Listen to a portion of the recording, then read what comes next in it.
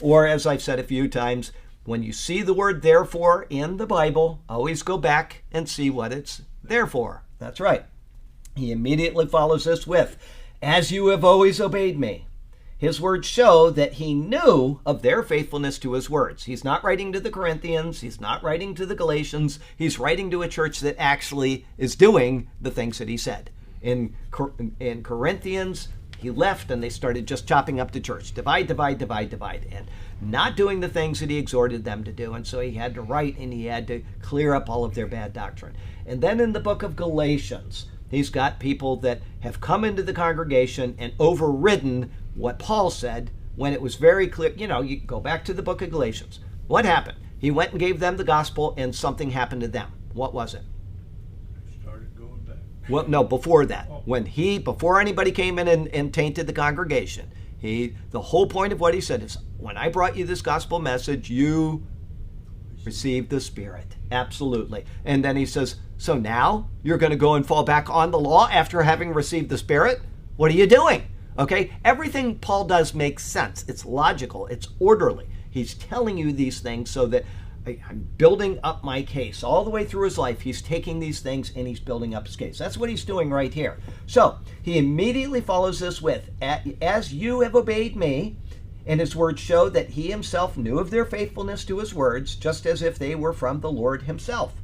He was the apostle designated to bring the word of the Lord to them, and they understood it to be such. And because of this, they were obedient to the words of instruction he passed on to them. I'm giving you this gospel, now pay attention. Now, there's a difference today. If somebody from the LDS goes to Papua New Guinea and they tell somebody, this is what you are to do, and they go, oh, okay, that's all right, and they do. And then somebody comes in later and says, no, that's not what you are to do. How do you tell which is correct? These people, how do they tell? We have the word, right? Paul was commissioned as an apostle. He had the demonstrations of the power. He had the demonstrations of the Spirit. He was able to make a convincing argument because God was with him and leading him. We don't need that anymore.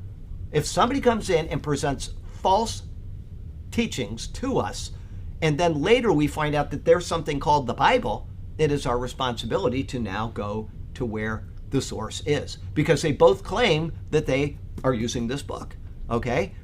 Therefore, we don't need those things that Paul had to have in order to establish the church. What we need is to open our minds and say, okay, I'm going to go to this word of God, which has already been told that it exists, and now I see what I was taught the first time is wrong. That's what everybody should do in any denomination when they show up at a new church. They go into town, they say, you know, we've been going to the Methodist church for 27 years, and why don't we try a different church? And so they go into another church, and they say, this isn't at all like what we were doing. How do we know? Oh, well, that Methodist church, they were wrong. We're right. We're the Seventh-day Adventist. Oh, okay. Right. How do you know?